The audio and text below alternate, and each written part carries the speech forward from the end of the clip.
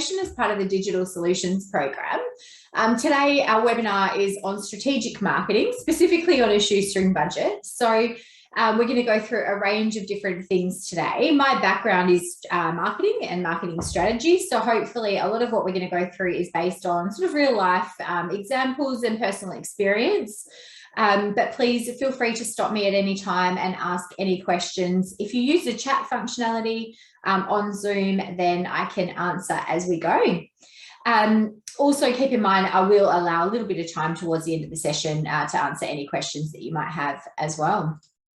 Now, in terms of what we're going to go through today, we're going to identify the components of a marketing strategy and a marketing plan, and then we're going to talk a little bit about how being strategic or having a strategy can, in fact, have huge financial benefits. So whilst it takes a little bit of extra time to develop initially, it will ensure that you are marketing more cost effectively. We're also going to identify a range of low-cost marketing tactics that you might be able to implement within your own business. Plus, we're going to look at the importance of measuring and controlling your marketing activities to make sure that you're producing sales and also obviously spending your money effectively. A key thing to keep in mind about today's session is that we do go through a really large range of tactics and specifically digital tactics. And I'll point out as we go where there's further learning available on each of these areas. So today, the idea of today is to give you a bit of an overview, but keep in mind we've got a range of different workshops and webinars that will give you a lot more information on the various topics that we discuss. But before we get into that, just to quickly define what marketing is. Marketing is anticipating the needs and wants of targeted customers and managing the process through which those needs and wants are satisfied. But in doing so, you have to really do it profitably. Now, a key word within this statement is also targeted. You have to know exactly who you're selling to so that you can know what their specific needs and wants are, and therefore you can provide them exactly what they want, where and how they want it. So a key element of what we're going through today is looking at the theory that successful marketing doesn't have to cost your small business significantly, but you have to know the results of what you're doing as well so that you can make sure that you're spending your money in the right areas. So making sure that that profitability factor is considered is really important. And that's where strategic planning comes into it. And what you see here is a bit of a strategic planning pyramid. A lot of small businesses will create a business plan when they start up. Perhaps you do it for the purpose of a bank loan, or perhaps just when you've got that business idea and before you launch a business. But with the day-to-day running of a business, it tends to be that time goes by and you don't refer back to that plan for a while, if at all. And a lot of things can happen and change within a business. So priorities can shift. You may introduce new products or services. Key staff could come and go that implements the overall business plan. So thinking about that and you know how that sort of ties in, it's really important that your business plan is actually up to date. Because a key element of making sure that you're marketing effectively and reaching your goals is to tie them into that business plan. Now, you can do this and update your business plan by way of annual planning. You know, each year, just sit down, take the time to measure progress and assess specific steps that you might want to take in the coming year to make sure that you are accountable to those goals and that you stay on track. That then ties in with your marketing strategy and being able to market in a cost-effective way. So those elements of strategic planning are really, you know, well defined in that pyramid. You've got your business plan, which is the core, and that's sort of what your business goals and the foundation of your business are sort of measured against. Your marketing strategy will align with the overall business plan and business goals, and that really defines what the marketing mix is, which is essentially your price, your product, your place, and your promotion, your 4Ps. And then the marketing plan is that small component at the top. It's essentially just the implementation of it all. So that's where you allocate marketing resources, implement the various marketing activities, and perhaps look at some budgeting as well. So your marketing strategy is that selection of a course of action that involves specific customer groups, It involves communication methods, distribution channels, and your pricing structures. And it's a combination of looking at your target markets and the marketing mixes to really find and use what works and then stay focused to that. Now, for most small businesses, developing a marketing strategy comes with a lot of overhead, or the thought of it does anyway. And what we're going to go through today is kind of looking at some of those strategy elements that you can consider yourself and start to go away and work out a bit of a strategy. Because advice that marketing agencies might give you will be that you have to access a significant marketing budget to be able to target customers or to advertise effectively. But I believe that there's a lot that you can do yourself at a lower cost as well. But the more targeted you are, the better your marketing money is going to be spent. Now, in terms of strategic planning, as a process, for me, it generally takes a number of weeks to develop a marketing strategy. You have to obtain information, you have to analyze information, you have to go back and forth and ultimately develop a strategy around everything that you've learned. So what I've got on the screen here is just a bit of a list of key strategic research areas that you should incorporate in your marketing strategy. Now, we do have, there's business plan templates that have the marketing component in it. There's marketing strategy templates and that kind of thing. But essentially, most templates will have these core components. First of all, starting with a SWOT analysis. A SWOT analysis is a hugely effective analysis, but it's kind of marketing 101. That's where you identify the strengths and weaknesses inside your business, and any opportunities or threats that could impact or have the ability to impact your business. I think this is a really good document to get everyone in your organisation to complete, and you just sort of compare what people think your strengths, weaknesses, opportunities and threats are. The next document is a PEST analysis, or even a PESTLE analysis, depending on the nature of your business. But that acronym stands for political, economical, social and technological. For PEST, and then to extend it to PESTLE, you've got environmental and legal factors. And again, it's an analysis of those factors. So sometimes there are political factors or, economic, social, technological factors that you can't do anything about, but you have to be aware that they have the ability to positively or negatively impact your business. So really just laying that out and being clear with that by way of documenting it is really important as well. A competitor analysis is crucial. These should be done. I would do a competitor analysis at the very least every 12 months, but every 6 months is even better. There's a lot of competition that's coming and going from a range of different industries. But I would really assess what your competitors are doing by way of, what their prices are, what their strengths and weaknesses are, and really assess this against your company. It allows you to kind of look at any trends that are emerging or anything new that your competitors are doing that perhaps you should be involved in as well.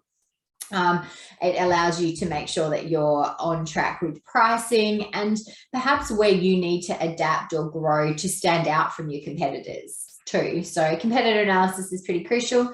Analysis of your own sales results and areas that you're planning to grow. So looking at, are you introducing new products and services? Are you doing anything around seasonality or anything like that? I think looking at your sales every month is really important to see how you're tracking, but having an overall month-on-month, year-on-year sort of analysis of how things are going is good too. Your unique selling proposition and really defining this is important. So what is it that you're pitching to clients? Now, when you look at your competitor analysis, you'll see what it is that your competitors are pitching or communicating to clients. What is their value to customers? And you want yours to be defined around your strengths within your business, but also something that differs from your competitors. So if everybody is saying we're the best because of this reason, then it just makes it really hard for customers to choose one company over the other. So you've got to find what it is that your customers want, that you're really good at, that you can communicate as being your unique selling proposition. Defining your target market is crucial. I'm going to expand on this in just a second. And target market is really the most important component of marketing strategically. So I'll expand on that. Your marketing mix, I'll expand on that a little bit as well, but that's your 4 Ps, your product, your price, your place, and your promotion. And the financial analysis in your budgeting is also really important and a key strategy area. So think about expenses that might be associated with marketing and production, what sort of cash flow you're going to be expecting, when you're going to have cash in the business, having a look at, what sort of marketing spend you want to allocate. Now, that's a question that I get all the time is how much do you budget for marketing? Well, there is a bit of a benchmark that says that you should spend between 4 and 10% of your revenue on marketing. 4% maintains your market position or is said to maintain your market position, whereas spending up to the 10% of your revenue is said to grow your market position. But that's not always achievable depending on the size of your business. So I would also look at it in terms of analyzing what you've spent every year and trying to get between that 4 and 10% of your gross revenue, or the equivalent that you're spending on marketing. But also just looking at what's realistic for your business. And if you only had a certain amount of money, how would you best spend it? So working backwards in that sense.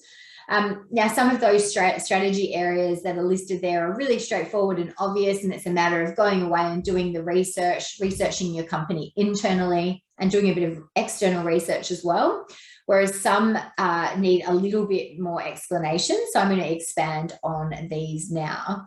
And the two areas I'm going to expand on, the first is target market. Now, I believe that this is the most important component of marketing.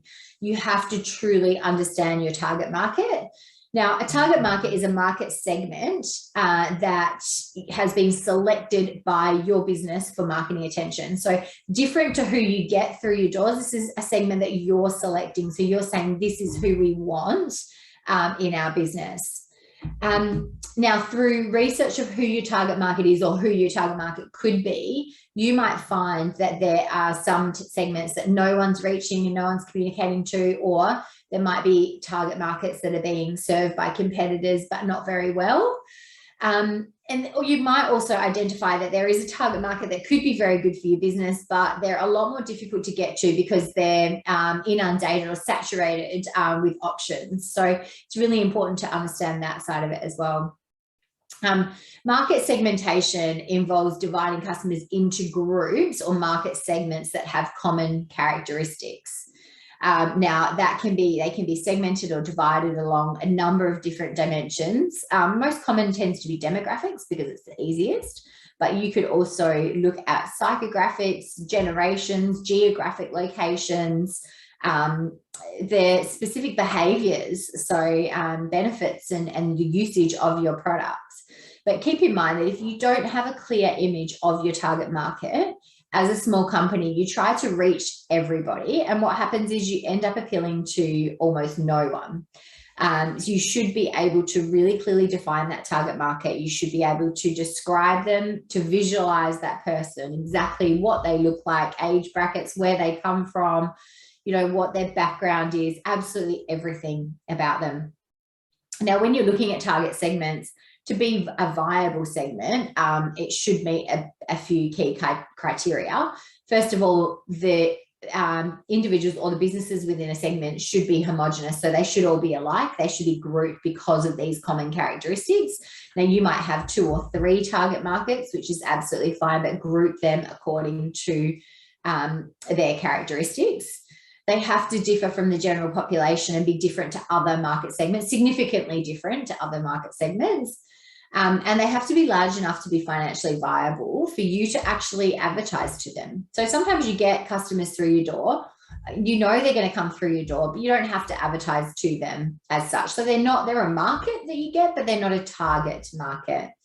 So do keep that in mind. And sometimes there's, a smaller group, a really niche group of people that, again, they find your business, they purchase from you, they're an interesting group, you provide a product or service to them, but you don't need to, again, advertise to them. So keep that in mind. And of course, your market segments have to be reachable through some type of media or communications method. So, and you have to think about who that method is actually appealing to. So in the case of kids, quite often it's the parents that you're trying to They're the decision makers, so that's who the advertising is aimed towards, even though the product, the usage is for the kids or babies, or, you know, even in a B2B sense, sometimes you've got a business, a large scale business is your target market, but the decision maker could be anyone from the GM to the executive assistant to the admin person. It could be anyone, but identifying who in that business is the decision maker is crucial. Now, the other element, or the other strategy area that we're going to go over is your marketing mix. Now, the marketing mix, again, it's those controllable factors that have been chosen to satisfy your customer needs. So the 4 controllable factors are product, price, place, and promotion. So they're the most common. There are also, well, there's another 3 Ps. You might have heard of the 7 Ps. Now, that's dependent on your business, but you might look at your strategies to achieve goals and objectives by way of people, processes, and physical environment as well. So it really depends on your business. So we're just going to go through the 4. But first of all, products. You have to think about your product range. You have to make sure that your products sit alongside each other. And when I say products, this could also be services. And you have to make sure that your product and services actually suit who you've identified as your target audience. If you've identified a new target audience, consider whether or not you have to make changes to appeal more to your target market. You could never expect a target market or a customer to change their needs and wants to suit your product. So you always have to be evolving your product and service to suit the changing needs of your target market. So that's a really key area. And again, why you annually review it. You want to know that if consumers are changing, that your product is changing to suit them. Pricing, you have to think about how your price suits your target market. How does it compare to competitors through your competitor analysis that you've done? Think about how each price in your product or service range looks alongside each other, and does it make sense? There's pricing strategies like decoy pricing. There's all kinds of things where, you know, you would look at how things sit against each other.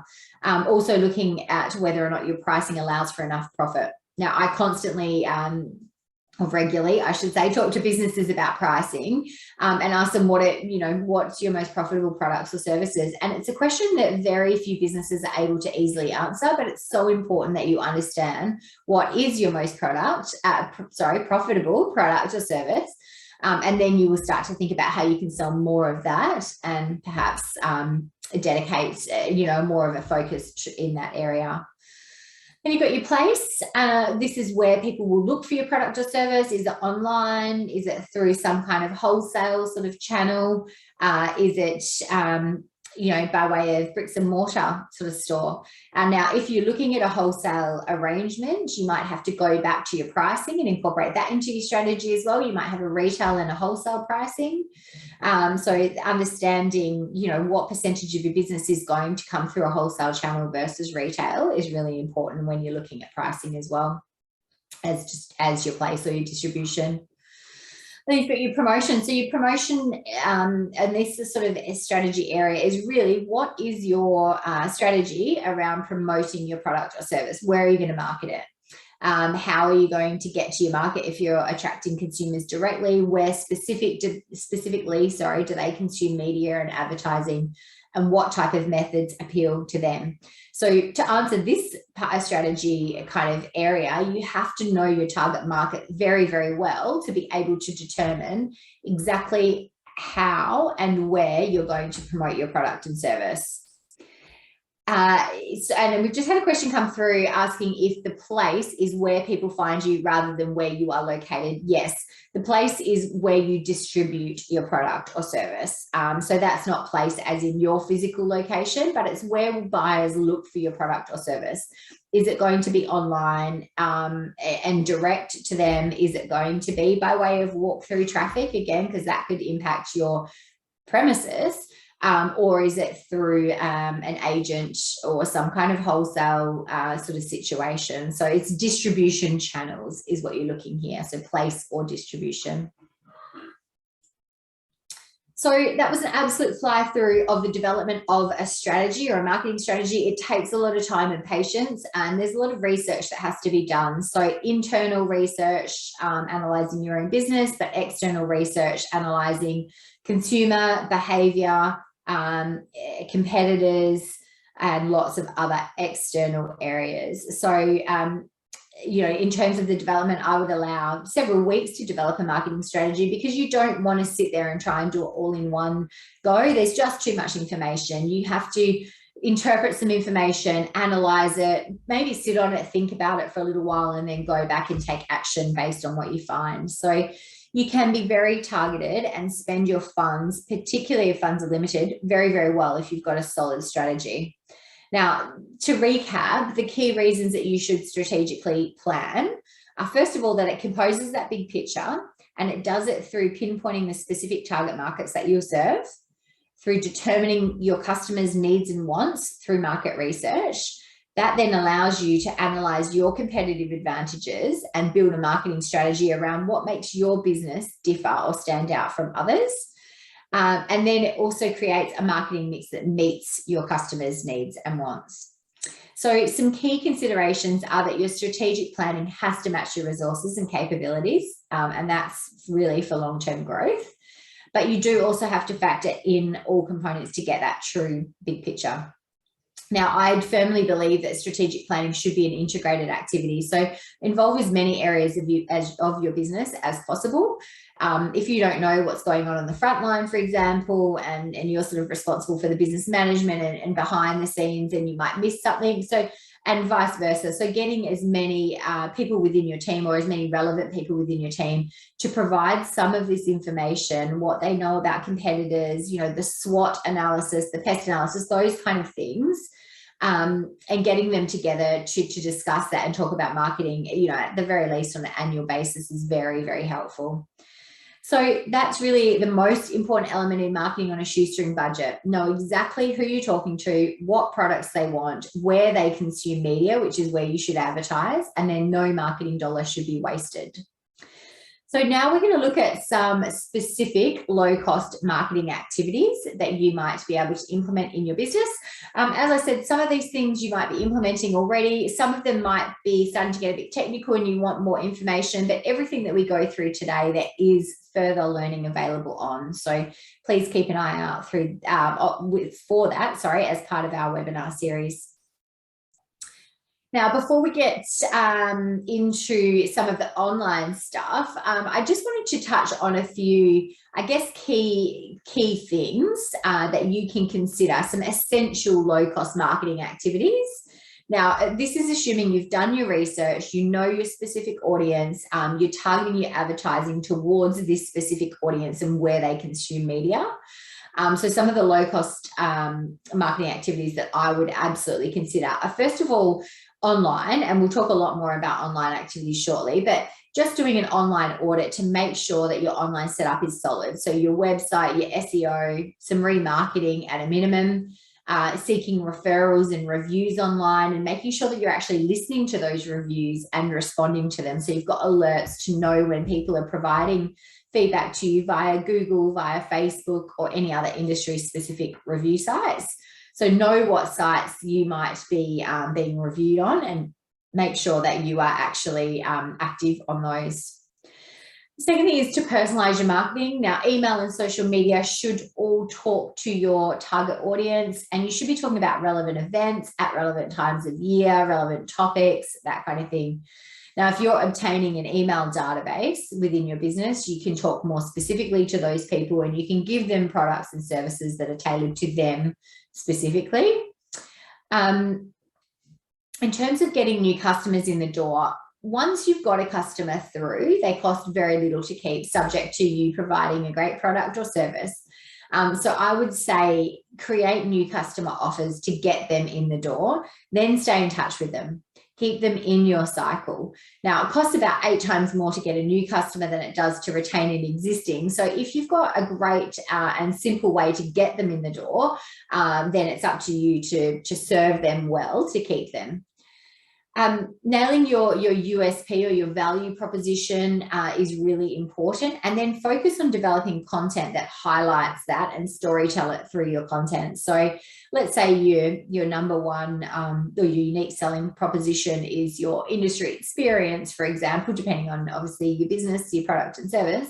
But if that's what stands you out, truly stands you out from your competitors, and it's what your customers want, then you can really encourage conversation around that. You can highlight that in your taglines, in your social media posts, in your interviews with staff, all of these kind of things. So once you've found that USP, really communicate it well.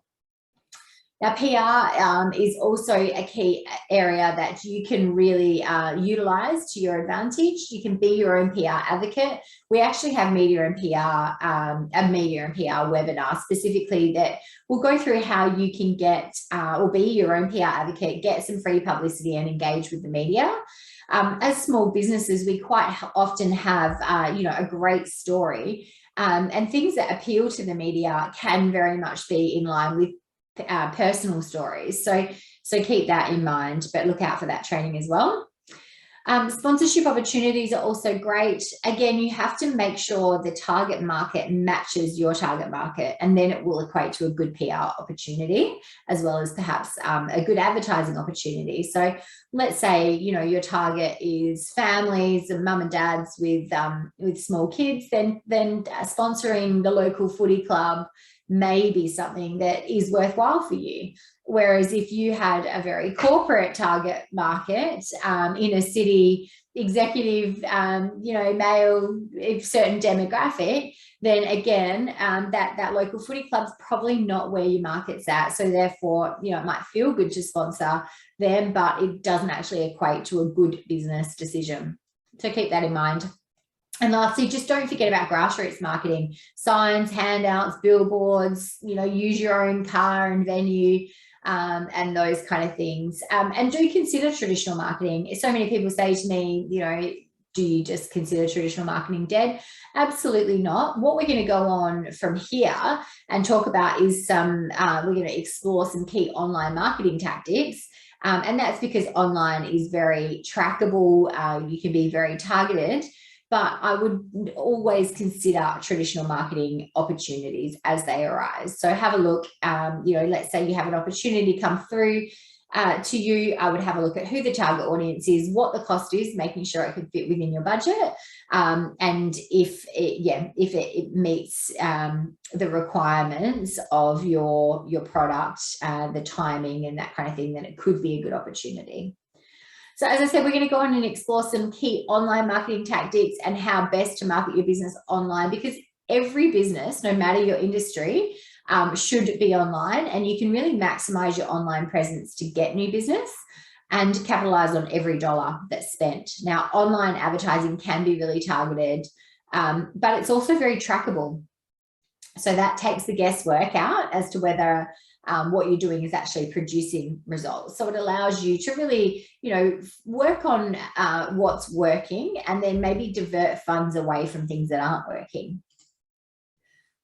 Now, it all really does start with your website. This is at the core of your online marketing, but do keep in mind it's only part of the strategy. Potential customers have to be able to find your website, and you also have to actively engage with your current and future customers online by way of social media and those kind of channels. And we will talk more about that shortly, but your website itself is a place where customers can find out about your products and services, perhaps make purchases, or even find your physical address. So I would think about your website as your 24-hour a day, 7-day a week, your number one salesperson. And considering that, have a look at your own website and ask whether or not it's doing your business justice. Is it selling your product or service, as it should? Now, you have to keep in mind from a first impression perspective, people will conduct a search because they've got a particular need. If your website comes up on one of the first pages, or if it's a result that they select, they will click on it and they will judge you within about 1 to 2 seconds based on your homepage as to whether or not they like what they see. From there, they may go back to their search results and go, no, that's not what I want. Or they may go and find out more business and more information about your business, sorry. So you could have the world's best product or service, but if that homepage alone the homepage of your website isn't doing you justice, you might be missing out on a lot of customers. So there are some keyword design elements that you should consider. Considering that your business is potentially your number one salesperson. So I would look at large hero images that really highlight and tell the story of your product. Easy navigation, so F pattern, left to right, top to bottom, and make sure that you test your navigation with friends or family that are trying to buy, and get them to try and buy something on your site and see how they go with that. Calls to action, such as your shop now, your buy now, those buttons are really important because they just tell people what you want them to do. So we're pretty basic in that sense. If you're telling us to find out more, buy now, make it clear so it's obvious and easy for us to do that.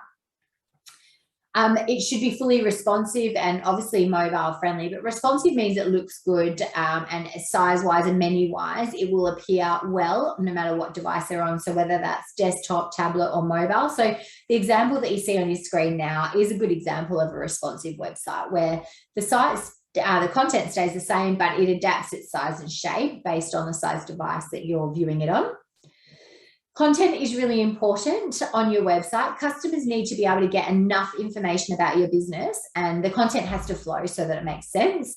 That will also help with how well your website ranks. Google and other search engines need content on the website to understand what your website's about. So your imagery and that design is really important to sell your product, but content is fundamentally important to the success of your search engine results.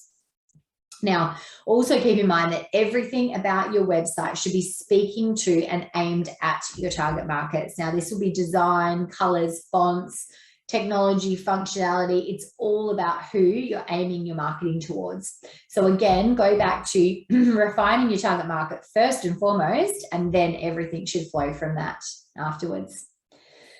Now, having a great website is very important, but you need people to be able to find that site. So that's where SEO comes into it.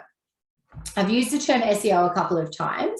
You may not know what it is, but SEO stands for search engine optimization. So in very simple terms, it's the process of improving your site to increase its visibility with relevant searches in various search engines. I do refer to Google a lot because that's my preferred search engine, but there are others. Now, for SEO to be effective or worth your while, you have to know what people are actually searching.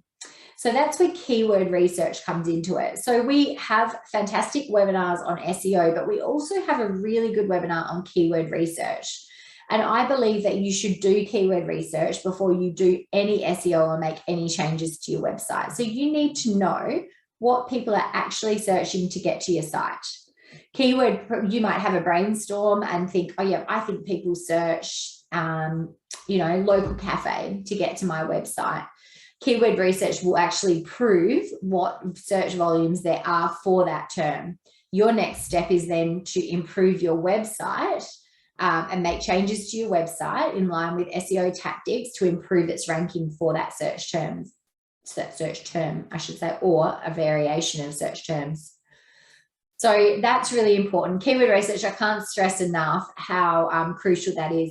Now, the webinar that we have on that will go through how to conduct it, how to give you ideas, but essentially it starts with a brainstorm. You have to think like your customer. So what would your customer potentially be searching to get to your website? Now, SEO is a combination of hundreds of different tactical efforts. It changes and evolves. So the things that you may have done in the past and things that have resulted in top rankings just might not be as significant now. So you do have to continuously fine-tune your SEO. It does take time, so I'd allow at least a few weeks to a month before you see any results, and obviously keep in touch with expert newsletters and blogs and that kind of thing so that you can keep up to date with any latest algorithm changes and modify your SEO accordingly. Now, SEO includes on-page and off-page optimization techniques. We'll talk about on-page first. Now, OnPage is everything that happens on your website that affects the ranking. So a few things that are very simple to fix, but absolutely crucial. First of all, your URLs, sorry. So you might have, your website.com.au / and it might be a code. But something better than that would be the words that are the keywords that are relevant to that page. So your website.com.au / about us or / product XYZ.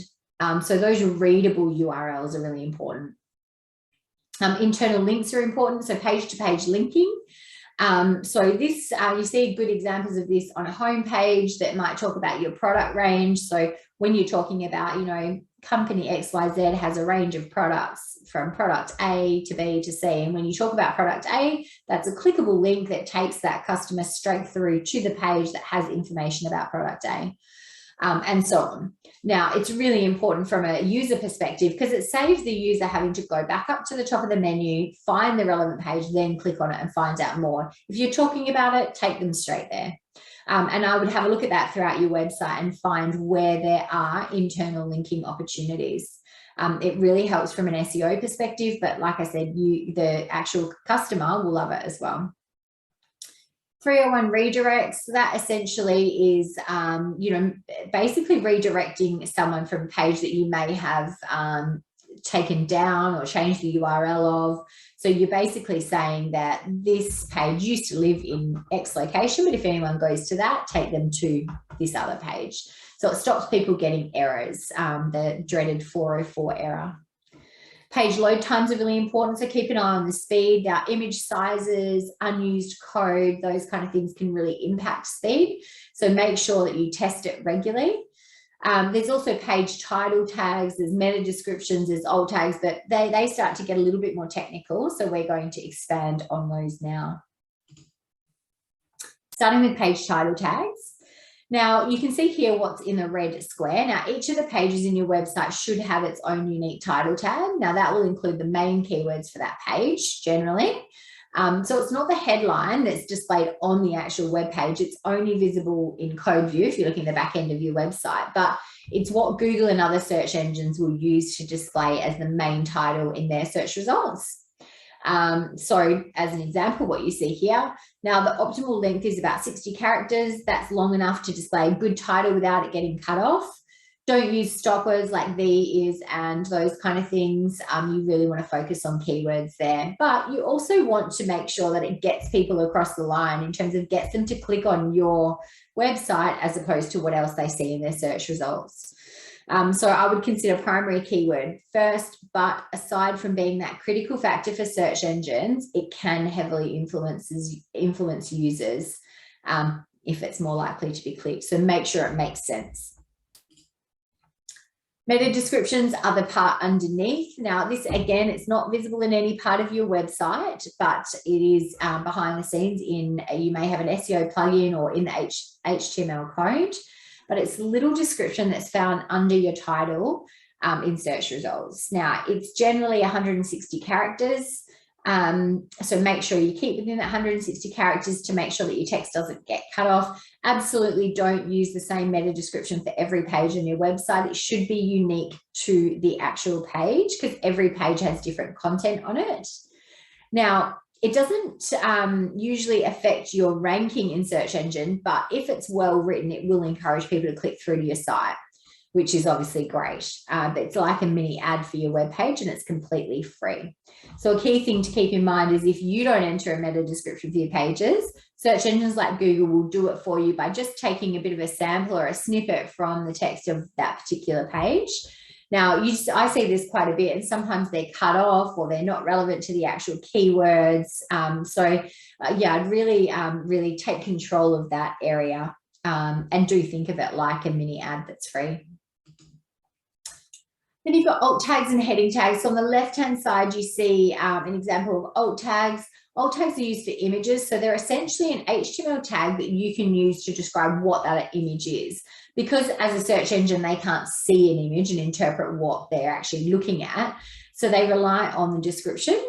Now, if Google web bots find your image because it's correctly labeled, then it helps towards your SEO, but your images could also appear in a Google Images search as well. So again, include local keywords or the title of the page with the keywords that you're trying to rank for for those images on that page. Now, on the right-hand side, you see heading tags. Heading tags are important for SEO. Now, they help the reader of your content. So you think about the layout of a homepage where you've got a heading up the top. You know, the size of your heading is really going to help the reader and draw their eyes to specific areas. But it also helps Google to determine what the content is on your page and how important it is. Each heading tag is weighted. So an H1 tag, if you're tagging, you know, you've got a large heading, it should be tagged behind the scenes. And that would be, H1 would be what the entire page is about. Then H2, 3, 4, and so on should be what the particular section's about. So again, think of a customer looking at your webpage and where their eyes are actually drawn. So those H tags become really important, and the size of the headings become really important as well. All right, then we've got off-page SEO. Just waiting for that to come up for you. Now, off-page SEO or off-site SEO is any actions that you take outside of your own website that will impact your rankings within search engine result pages.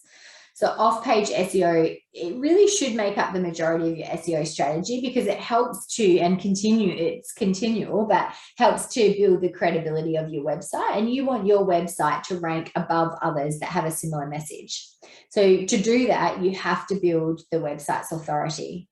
So a couple of ways that you can do it. First of all, link building. Link building is the process of getting external links or external pages, I should say, to link to a page on your website.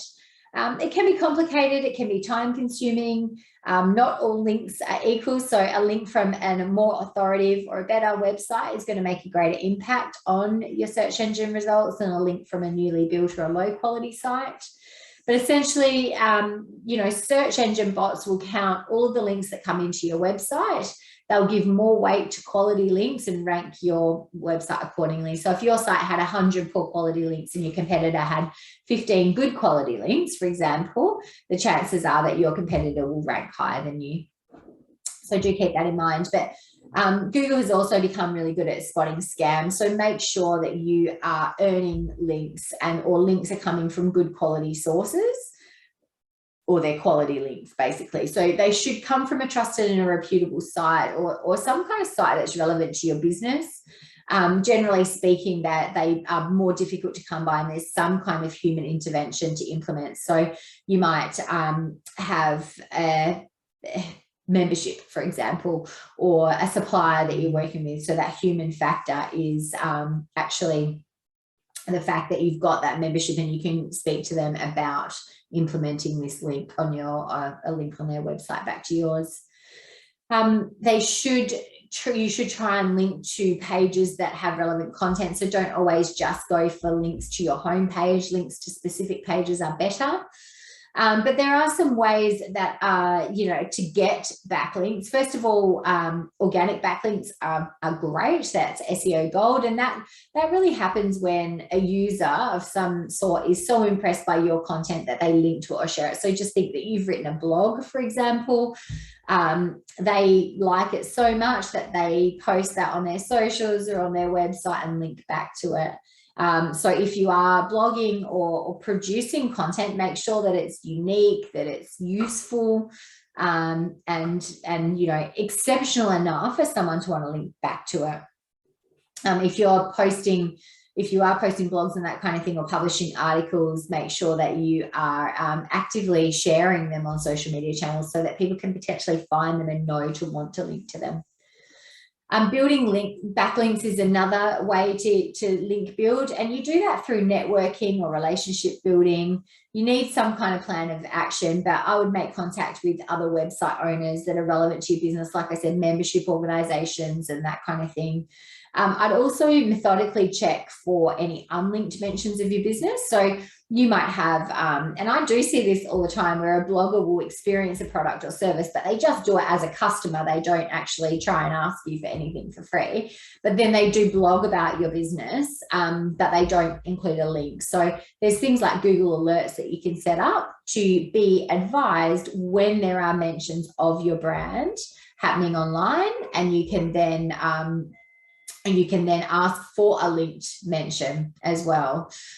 So keep that in mind too. Creating backlinks, creating inbound links yourself can be done. And this is a really good step. Adding your website to business directories or other niche websites that are relevant to your business is a fantastic way to get backlinks, particularly important for local search. So do keep that in mind. You know, you see business listing sites like Yellow Pages, True Local, those kind of websites are really, really important for backlinks. So keep that in mind as well. I would look at all local directory opportunities. They don't have to be paid. They can be free local directory opportunities. And like I said, it really helps if you keep that name, address, and phone number, as well as your website, the same. It can really help for local search. So if someone's searching for a product or service in your area, and there's 10 different websites that all have that name, address, phone number, and your website the same, it can really improve your local listing results. The last way to get links that I'll mention is looking at your competitors. This is a pretty easy way to identify backlink opportunities, and sometimes this is overlooked. But if you've got a competitor, so you've done your competitor research, let's say you've identified a few key competitors, so Google their name and see what websites they come up for. Those websites, if they're relevant to your business, click through to them and see if the pages already include a link to your business. And if they don't, maybe try and pursue the same opportunity for your website.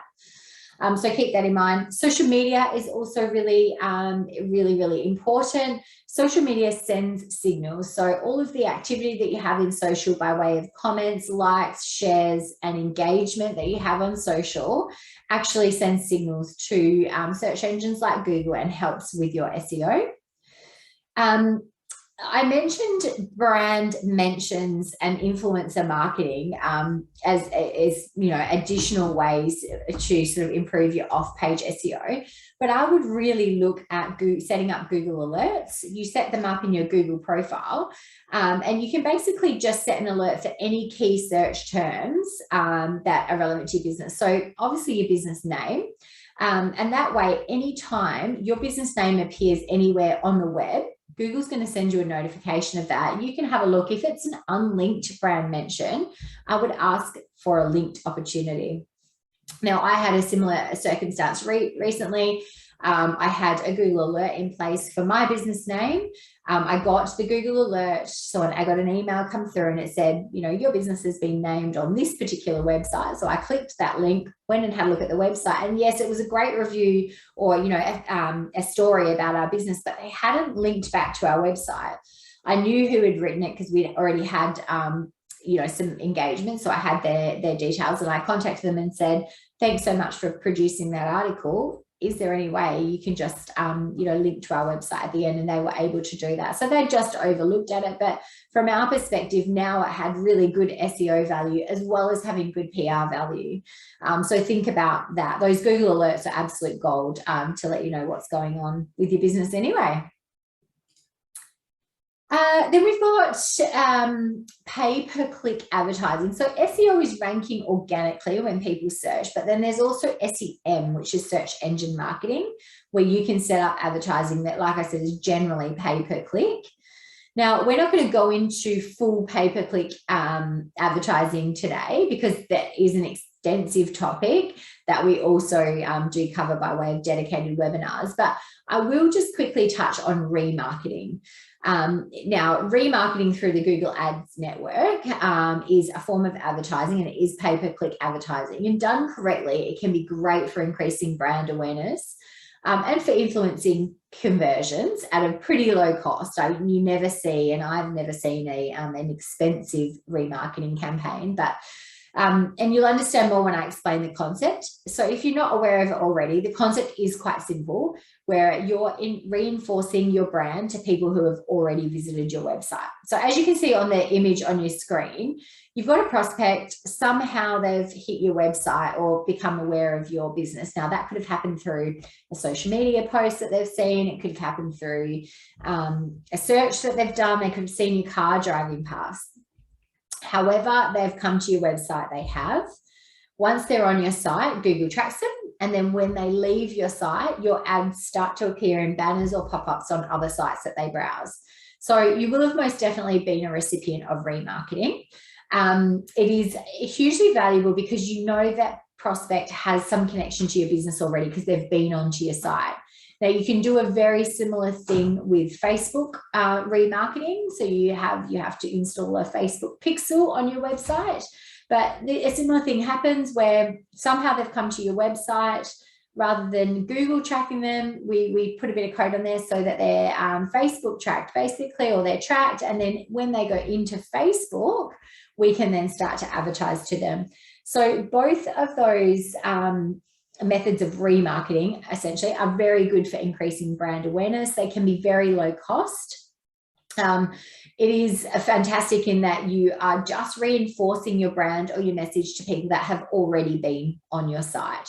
So it's valuable in that regard. So as a bare minimum, if you're not looking at doing any online advertising as such, I would look at those two things. So Google remarketing and Facebook remarketing as well.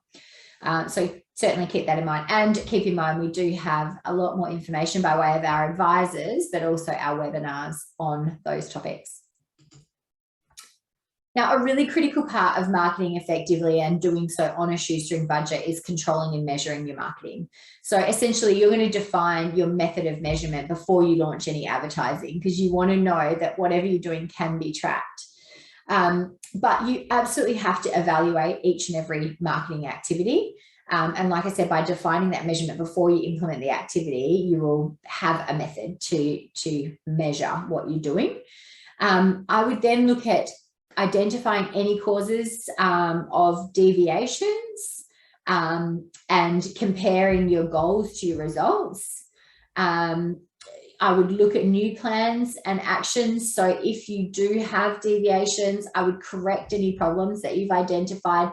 But on the flip side of that, if you see a good opportunity and perhaps it's going so well and you're getting lots of sales by way of a particular advertising campaign that you're doing, really look to exploit those opportunities. So assigning more budget, making them bigger, better, to really expand on what you know is working.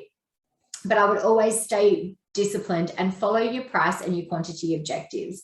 But do keep in mind that if conditions change, you're going to have to adapt your marketing plan to fit conditions. Now, the areas and times that we see conditions changing are things like bad weather, with COVID lockdowns and that kind of thing, or anything externally that impacts your business. You may need to pause a campaign or stop a campaign or divert to a different market. But always revise, I should say, what your goals were by way of quantity and objectives, and make note of it so that you can learn. If you see a big dip in sales in the month of July, for example, you know it was because of terrible weather at that time, make a note of that in your reporting so that next year, when you go to look at, July, no, July is always a quiet month. Look at last year. No, you actually know that was due to an external condition that you had no control over.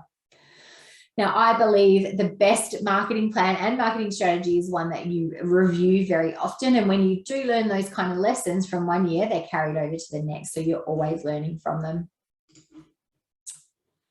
All right. So in terms of metrics, I just skipped one there. Let me go back and just quickly touch on the metrics side of things.